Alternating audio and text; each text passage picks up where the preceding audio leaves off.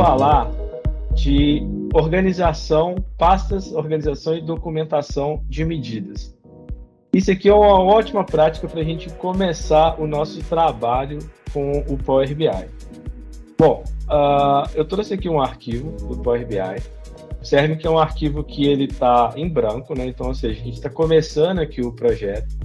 E eu trouxe aqui já, importei duas tabelas, né? Uma tabela de calendário e uma tabela aqui com algumas outras informações.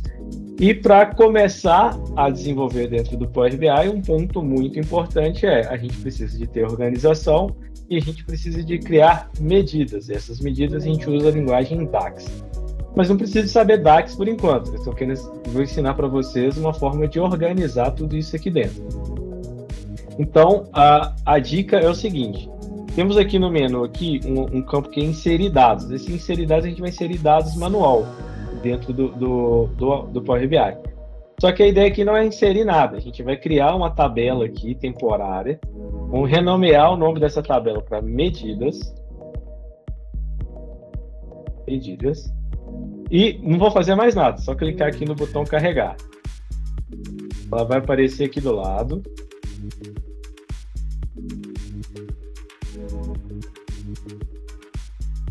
Beleza, ela apareceu aqui. Observe que ela apareceu com esse ícone aqui de tabela. Então ela está como uma tabela vazia aqui. E aí a gente precisa de criar a primeira medida dentro dela para ela virar uma pasta de medidas, né? Então como é que a gente faz? A gente escolhe aqui algum campo, né, calculado aqui da tabela e cria uma medida aqui, né? Para criar a medida, a gente clica com o botão direito em cima da pasta, nova medida.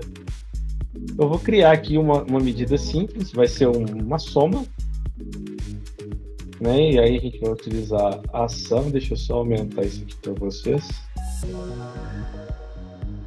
Uma soma do que? Lá da Sales. Aqui aumentei demais.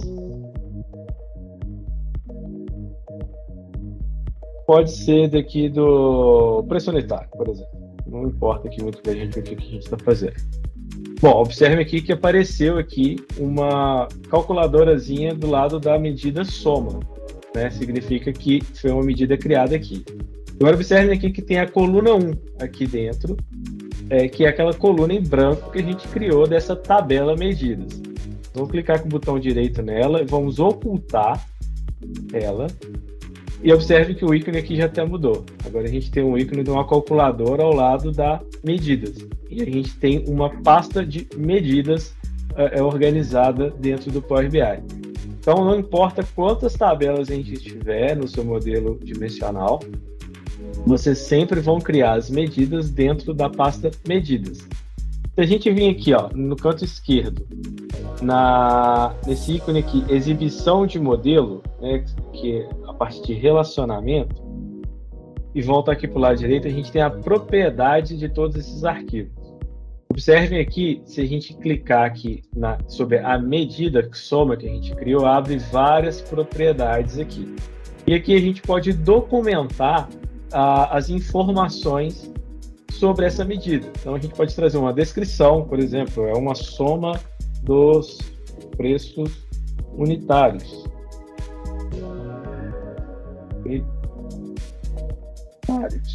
Uma outra coisa que o pessoal faz muito é pegar a própria medida, né, aqui na barra aqui, copiar e colocar aqui na descrição para ficar organizado. E aqui a gente pode mudar o formato dessa medida, entre outras coisas. A gente pode também criar pastas aqui. Como é que a gente faz para criar pastas? Primeiro a gente precisa de criar pelo menos mais uma medida. Eu vou criar uma outra aqui. Ó, a soma 2 vai ser a soma agora dos descontos. Pronto, agora a gente tem soma 2. Vou voltar lá onde que a gente estava, né, na exibição de modelos. Certo que agora a gente tem aqui soma e soma 2. Segurando o Ctrl, eu vou selecionar as duas medidas. E observem aqui do lado que tem aqui, ó, pasta de exibição. A gente pode criar aqui uma subpasta de medidas. Então, exemplo, vamos supor que são medidas relacionadas a vendas. Então, vamos escrever aqui vendas. E agora a gente tem uma subpasta vendas. A gente voltar lá para o nosso modelo, isso vai ficando super organizado, a gente vai fazendo um trabalho bem intuitivo com que qualquer pessoa que pegar para dar manutenção, dar continuidade no trabalho, vai ficar super entendido aqui dentro do nosso trabalho. Beleza? Próxima dica. Não era isso. É esse aqui. Relacionamentos.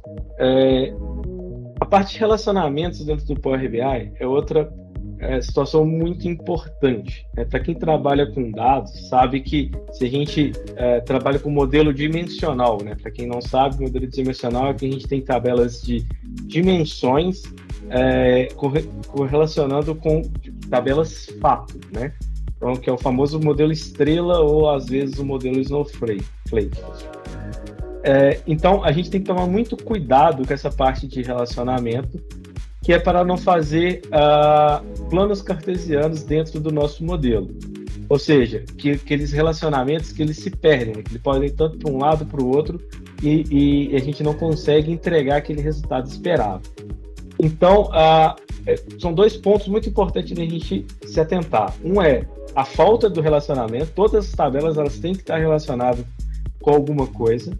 E as relações bidirecionais ou de cardinalidade muito para muitos. O que isso significa? Se a gente tem muito para muitos, significa que a nossa tabela de dimensão ela tem algum problema que ela não está relacionando corretamente com a nossa fato, porque dimensões devem ser atributos únicos ali dentro. Então, quando a gente encontrar isso no modelo, vale a pena a gente voltar e entender o que está acontecendo dentro do nosso modelo, dos nossos dados. Eu fiz isso de novo. Bom, próxima dica. Fontes de dados não referenciadas. Bom, quando a gente tem o nosso grande modelo dimensional e se a gente encontrar alguma tabela que não está fazendo relação com nada, que a gente não esteja usando ela para nada, nem para um fato isolado, um cálculo isolado, essa tabela, a recomendação é que a gente exclua ela do modelo, porque assim a gente vai ganhar em performance, Então é uma parte muito interessante da gente limpar o nosso modelo para que cada vez mais a gente tenha performance no nosso dia a dia. Até aqui, são coisas que vocês fazem no dia a dia? Tem alguma novidade? Como é que tá?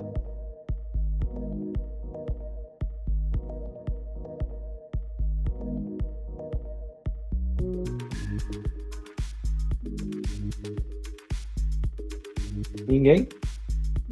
Vamos lá, vamos continuar. Bom, tabela calendário. Essa talvez seja uma das dimensões mais importantes para qualquer modelo dimensional. Sem tempo, a gente não consegue trazer informações relevantes para o negócio. Muito difícil a gente trabalhar sem a dimensão tempo.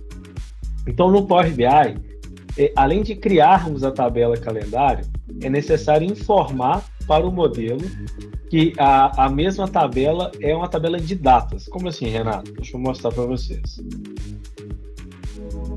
Bom, temos aqui aquele mesmo arquivo. Eu tenho aqui a tabela calendário. Essa tabela calendário, entrando aqui na parte do Power Query, existem diversas formas de a gente criar essas tabelas. Eu vou falar disso um pouco mais para frente. Mas eu criei essa tabela aqui em formato simples, só uma coluna com dados, mas dá para a gente implementar isso de uma forma muito mais produtiva. Ou criando dentro do próprio Power BI, como eu fiz aqui. Então tem um códigozinho que a gente roda e cria isso aqui dentro do Power Query. Ou a gente pode trazer isso direto do nosso banco de dados, que é até melhor, mais performático. Então, uma vez criada essa tabela, a gente carrega isso para dentro do Power BI e a gente vai vir aqui, nesse segundo ícone da esquerda, que é a exibição de dados, vai selecionar a coluna calendário, clicar sobre a coluna